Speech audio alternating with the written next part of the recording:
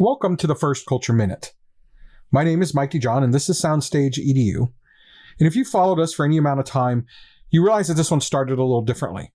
There's no cinematic intro music. There was no pre-recorded introduction. No good setup, really, the way we usually do. It's just raw, just me talking to you. Remember the rest stops that we did last year? This is going to be kind of similar in that vein. Short, brief, daily, if we can.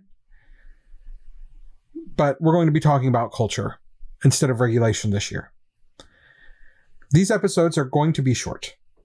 Just a few minutes at a time. No long lectures, no complicated theories, no dissertations on the different personality types inside of leadership. Just quick conversations about the people, the behaviors, and the habits that shape our organizations. And honestly, that's where I want to start today. Because when most organizations have problems, they usually think the problem is something else. They think they may have a fundraising problem. They think they have a volunteer problem or a communication problem. And most of you do have a communication problem, let's be honest. Maybe there's a recruitment problem, retention problem, leadership problem. And you know, sometimes those things are true. But after years of working with bands, theater programs, booster organizations, schools, nonprofits, and other teams, I've noticed something very interesting. Most of those problems are actually culture problems wearing a different set of clothes. Think about it. Why does one booster organization have volunteers lined up to help while others struggle to get 5 people to show up? Why can 2 directors say the exact same thing and get completely different reactions from the parents? Why does one organization embrace new ideas while another fights over every little change? When you have situations like that, it's not sitting in, the answer is usually not lying in the fundraiser. It isn't in the meeting. It's not the event you just did. It's the culture.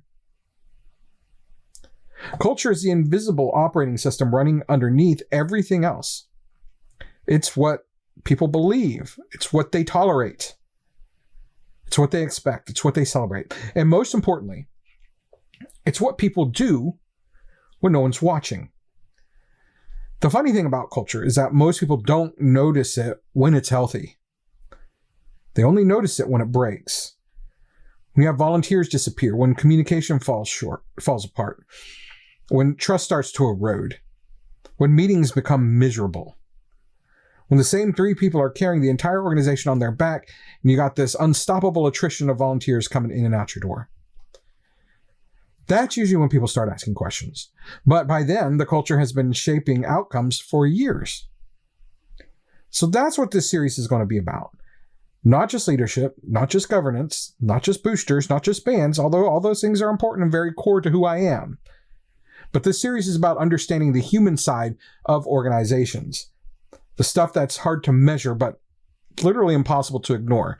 And over the coming weeks, we're going to talk about all of it, or at least as much as we can. We're going to talk about the people who protect culture. We're going to talk about people who challenge culture, the people who create culture, and the people who unknowingly damage culture. Because culture is not a mission statement. It's not a poster on a wall. It's not a slogan.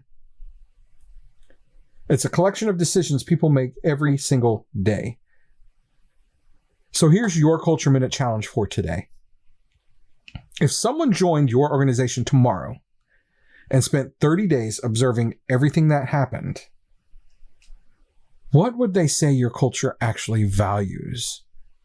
Not what your website says, not what the bylaws say, not what leadership says when they're standing in front of the room. What would they say the culture values? Think about that. And until next time, remember this phrase. I want you to remember this all the time. People support what they help create. We'll see you in the next Culture Minute. For more of this, follow us on Facebook at SoundstageEDU.